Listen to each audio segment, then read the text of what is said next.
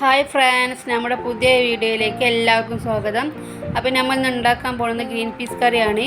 തേങ്ങ അരക്കാതെ എങ്ങനെ green peas കറി ഉണ്ടാക്കാമെന്ന് നോക്കാം. ഇതിലേക്ക് ആവശ്യമായ ഉള്ളി, തക്കാളി, പച്ചമുളകൊക്കെ ഇവിടെ എടുത്ത് വെച്ചിട്ടുണ്ട്. കടല ഇന്നലെ രാത്രി വെള്ളത്തിലിട്ട് വെച്ചിരുന്നു. അപ്പോൾ അത് നല്ലോണം കഴുകിയിട്ട് കുക്കറിലിട്ട് കൊടുക്കാം. കട്ട് ചെയ്ത തക്കാളി, പച്ചമുളക്, ഉള്ളി അതിട്ട് കൊടുക്കാം. പാകത്തിന് വെള്ളം ഒഴിച്ചു കൊടുക്കാം.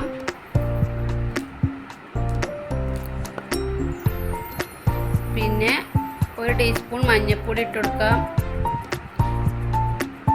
1 ടീസ്പൂൺ മസാല ഇട്ട് കൊടുക്കാം. പാകത്തിന് ഉപ്പിട്ട് കൊടുത്ത് നന്നായി വേവിച്ചെടുക്കാം. അപ്പം നമ്മളെ കറി ഇവിടെ വെന്തിക്കണ്. അപ്പം നല്ല വെന്ത കടല നമുക്ക് കുറച്ചെടുത്തിട്ട് അരച്ചെടുക്കണം.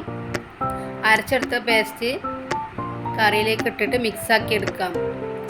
എന്നിട്ട് നമ്മൾ വറവിട്ടെടുക്കാം. ഇത് സിമ്പിളായിട്ട് ഉണ്ടാക്കാം. എല്ലാവരും ഉണ്ടാക്കി നോക്കണം. നല്ല ടേസ്റ്റാണ്. പക്ഷേ ഇത് തേങ്ങ അരക്കേണ്ട ആവശ്യമൊന്നുമില്ല. എന്നാൽ തന്നെ നല്ല കട്ടിയിലുണ്ടാവും.